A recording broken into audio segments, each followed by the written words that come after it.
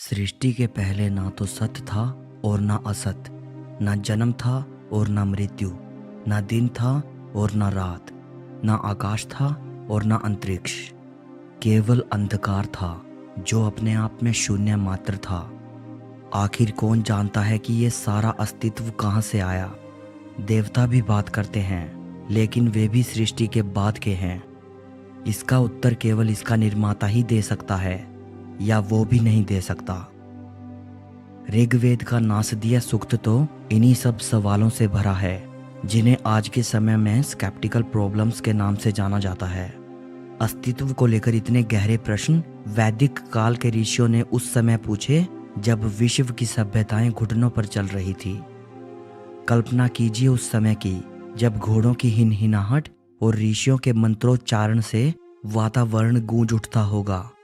नदियां साफ बहती थी, जंगल हरे भरे थे और लोगों का जीवन प्रकृति के बहुत करीब था।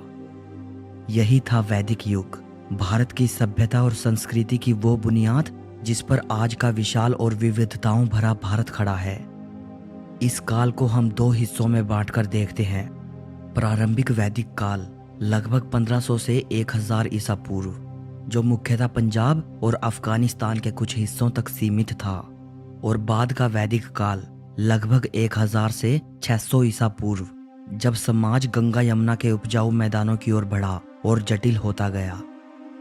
आइए एक टाइम मशीन में बैठकर उस जमाने की सैर पर निकलते हैं और देखते हैं कि हमारे पूर्वज कैसे जीते थे, क्या सोचते थे और उन्होंने सभ्यता कैसे बसाई। शुरुआती वैदिक लोगों के लिए भारत मुख्य रूप से सप्त सिंधु यानी 7 नदियों का प्रदेश था। इनमें सिंधु, जेलम, रावी, सतलुज और सरस्वती जैसी नदियां शामिल थी। ये नदियां न सिर्फ पानी का स्रोत थी, बल्कि देवतुल्य भी थी। बाद में जैसे जैसे लोगों ने लोहे के औजारों से घने जंगलों को काटना सीखा, वे गंगा जमुना के दोआब और पूर्व की ओर बसने लगे। ये विस्तार सिर्फ भौगोलिक नहीं, बल्कि सामाजिक और आर्थिक बदलाव का भी संकेत था। उस जमाने का आम आदमी प्रकृति के साथ तालमेल बिठाकर चलता था। शुरुआत में लोग अधिक घुमक्कड़ थे। उनके घर कच्ची ईंटों या फूस और लकड़ी के बने होते थे, जिन्हें छोड़ना आसान था। लेकिन बाद का वैदिक काल आते आते लोग टिकाऊ पक्के मकान बनाने लगे थे। गांव के बीच कबीलाई झगड़े होते थे, इसलिए कई बस्तियों के चारों ओर मिट्टी की दीवारें या खाइयां भी होती थी। वहां के लोगों में फैशन का चलन तो नहीं था, मगर सादगी और सुविधा का ध्यान रखा जाता था। पुरुष आमतौर पर धोती या एक वस्त्र लपेटते थे। कंधे पर एक दूसरा कपड़ा और सर पर पगड़ी भी की जाती थी। महिलाएं साड़ी जैसा वस्त्र पहनती थी, जिसे उस जमाने में वस्त्र या नीवी कहा जाता था। सोना, चांदी, तांबे के गहने बनते थे और लोग खूब पहनते थे। अब बात करते हैं कि वे क्या खाते थे। दूध, दही, घी तो रोजमर्रा की चीजें थी। अनाज में जौ सबसे प्रमुख था। बाद में गेहूं और चावल भी आने लगे। अलग अलग प्रकार की दाल और सब्जियां भी खाई जाती थी। खाना पकाने के लिए मिट्टी के बर्तन का इस्तेमाल होता था। मांसाहार में गाय के अलावा अन्य पशुओं का मांस खाया जाता था। गाय के लिए अधन्य शब्द मिलता है, जिसका मतलब होता है ना मारने योग्य। यज्ञ के अवसर पर सोमरस का सेवन किया जाता था। ये पदार्थ अपनी मादकता के लिए मशहूर था। इसको पीने से शरीर में उत्साह भर जाता था और मदहोशी छा जाती थी। इसको देवताओं को समर्पित करने की भी प्रथा थी। वैदिक काल में समाज धीरे धीरे सरल से जटिलता की ओर बढ़ा। वैदिक युग का समाज पितृसत्तात्मक था और संयुक्त परिवार होता था। परिवार में पिता या बड़ा भाई परिवार का स्वामी होता था। पिता का परिवार के सदस्यों पर पूरा अधिकार था। वो परिवार के सदस्यों को कठोर से कठोर दंड दे सकता था। ऋग्वेद में एक स्थान पर ऋर्जासव का उल्लेख है, जिसके पिता ने उसे अंधा बना दिया था। परंतु इसका अर्थ ये नहीं लगाया जा सकता कि पिता और परिवार के सदस्यों के संबंध अच्छे नहीं थे। ऐसे उदाहरणों को रेयर ही मानना चाहिए। पिता परिवार के सदस्यों के सुख दुख का पूरा ख्याल रखता था। वैदिक काल में पुत्र की कामना की जाती थी ताकि वंश आगे बढ़े और पितृ ऋण चुकाया जा सके। शुरुआत में समाज का बंटवारा काम के आधार पर था, जन्म पर नहीं। ऋग्वेद के प्रसिद्ध पुरुष सूक्त में 4 वर्णों का जिक्र है। ब्राह्मण, इसमें पुरोहित और शिक्षक। क्षत्रिय, इसमें योद्धा और शासक। वैश्य, इसमें किसान, व्यापारी और पशुपालक। शूद्र, इसमें सेवा करने वाले। शुरू में यह प्रथा लचीली थी, मगर बाद का वैदिक काल आते आते वर्ण व्यवस्था जाति प्रथा में बदल गई और जन्म आधारित और कठोर होती चली गई। कुछ उल्लेखों में ब्राह्मण को राजा से भी बड़ा बताया गया है। शतपथ ब्राह्मण में कहा गया है कि राजा अपनी शक्ति ब्राह्मण से ही प्राप्त करता है। क्षत्रिय और राजा भूमि के स्वामी होते थे। वे देश की रक्षा के लिए युद्ध करते, प्रजा से कर लेते थे। ऋग्वैदिक समाज में विवाह एक पवित्र बंधन माना जाता था। ऋग्वेद में कहा गया है, पत्नी ही ग्रह है। इससे ऋग्वैदिक समाज में पत्नी के महत्व का स्पष्ट पता चलता है। पत्नी पति के साथ यज्ञ में भाग ले सकती थी। पत्नी से रहित व्यक्ति यज्ञ करने के योग्य नहीं माना जाता था। वैसे तो एक पत्नी विवाह ही आमतौर पर प्रचलित था, लेकिन कुलीन वर्ग के कुछ लोग कई पत्नियां रखते थे। विधवा विवाह नहीं होते थे। महिलाओं को अपना जीवन साथी चुनने के लिए स्वयंवर जैसी प्रथाएं भी थी। भाई बहन और पिता पुत्री का विवाह वर्जित था। एक बार हो चुके विवाह को स्त्री और पुरुष किसी भी तरह समाप्त नहीं कर सकते थे। विवाह का मुख्य उद्देश्य पुत्र की प्राप्ति करना था, ताकि वंश आगे बढ़े। पुत्र ज्यादा हो सके, इसके लिए प्रार्थना की जाती थी। निसंतान व्यक्ति समाज में घृणा की दृष्टि से देखे जाते थे, लेकिन पिता पुत्र के ना होने पर किसी अन्य को गोद ले सकता था। अगर बात स्त्रियों की स्थिति की जाए तो प्रारंभिक काल में स्त्रियों की स्थिति काफी ऊंची थी। उन्हें शिक्षा ग्रहण करने, यज्ञ में भाग लेने और फिलोसॉफिकल डिबेट्स में शामिल होने का अधिकार था।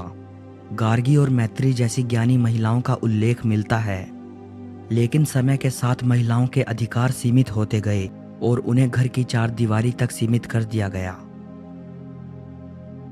वैदिक काल में अर्थव्यवस्था ने पशुपालन से लेकर कृषि तक का लंबा सफर तय किया। अगर पशुपालन की बात करें तो शुरुआती वैदिक लोगों के लिए गायें सबसे बड़ी धरोहर थी। समृद्धि का आकलन गायों की संख्याओं से किया जाता था। घोड़े, बैल, भेड़ और बकरी भी पाले जाते थे। बाद के वैदिक काल में खेती बाड़ी मुख्य ऑक्यूपेशन बन गया था। हल का उपयोग होने लगा था, जिसमें अक्सर बैलों को जोता जाता था। लोगों को फसलों के मौसम और सिंचाई का ज्ञान हो गया था। शिल्प और व्यापार। समाज में बढ़ई, लोहार और बुनकर जैसे कारीगरों का एक अलग वर्ग बनने लगा था। तांबे और कांसे के बर्तन और हथियार बनाए जाते थे। बाद के वैदिक काल में लोहे का उपयोग शुरू हुआ, जिससे कृषि और युद्ध दोनों में क्रांति आ गई। व्यापार बार्टर सिस्टम से होता था, यानी बिना पैसे के सामान के बदले सामान का लेन देन किया जाता था। गायें एक मानक मुद्रा की तरह थी। बाद में सोने के आभूषण का उपयोग भुगतान के लिए होने लगा। वैदिक लोग प्रकृति की शक्तियों की पूजा करते थे। हर प्रकृति की शक्ति के लिए एक देवता था, जैसे इंद्र वर्षा और युद्ध के देवता, जो देवताओं में सबसे ताकतवर माने जाते थे। अग्नि, जो अग्नि के देवता हैं। वरुण, जल और कॉस्मिक ऑर्डर के देवता। सूर्य, प्रकाश और ऊर्जा के देवता। बाद के वैदिक काल में इनका स्थान प्रजापति जैसे देवताओं ने ले लिया। वैदिक काल में इन देवताओं को प्रसन्न करने के लिए हवन किए जाते थे। शुरू में ये साधारण होते थे, लेकिन बाद के वैदिक काल में अश्वमेध जैसे बहुत बड़े और खर्चीले यज्ञ होने लगे। इन यज्ञों में पशुओं की बलि दी जाती थी। यज्ञ करवाने वाले ब्राह्मण पुरोहितों को गायें, सोना, वस्त्र, भूमि वगैरह दान में दी जाती थी।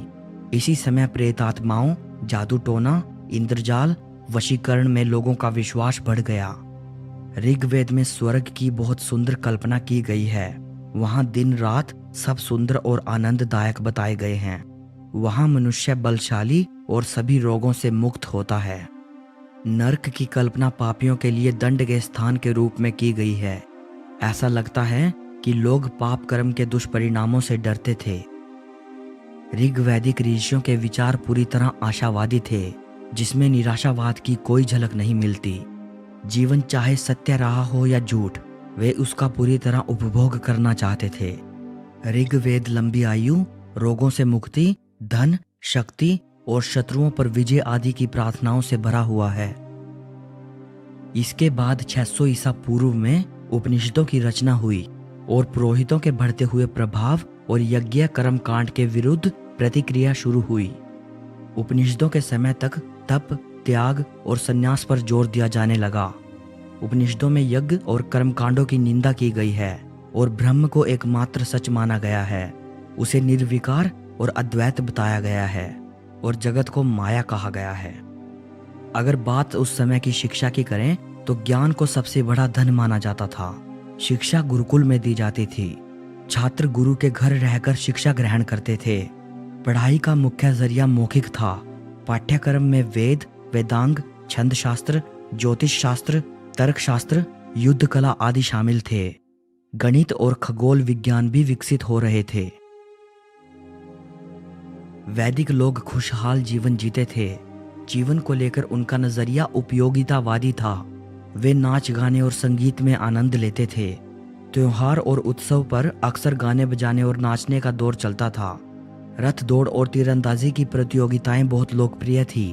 ये न सिर्फ मनोरंजन का बल्कि युद्ध की तैयारी का भी जरिया थी। पांसे का जुआ एक लोकप्रिय खेल था, लेकिन इसकी लत को एक बुराई के रूप में देखा जाता था। ऋग्वेद में एक जुआरी का दुख भरा जिक्र मिलता है। एक स्थान पर जुआरी बेटे को पिता के द्वारा डांटे जाने का भी उल्लेख है। वैदिक युग कोई जमा हुआ इतिहास नहीं था, बल्कि एक जीवित सांस लेती हुई यात्रा थी। ये युग परिवर्तन का युग था। घूमतू से स्थायी, कबीलाई से राजशाही, सरल से जटिल। इसी दौर के बिलीफ्स और सोशल स्ट्रक्चर्स ने आने वाली सदियों के भारत की राह तय की। भारत के आधुनिक समाज, फिलोसफी, लैंग्वेजेस, फेस्टिवल आदि की जड़ें अक्सर इसी वैदिक युग में ढूंढी जा सकती हैं। ये वो समय था जब भारत ने अपनी पहचान बनानी शुरू की थी और उसकी गूंज आज भी हमारे बीच सुनाई देती है। सो इस वीडियो के लिए बस इतना ही। अगर ये वीडियो आपको अच्छी लगी हो तो इसे लाइक और शेयर ज़रूर करना और ऐसी ही और भी वीडियोस देखने के लिए चैनल को सब्सक्राइब कर लेना।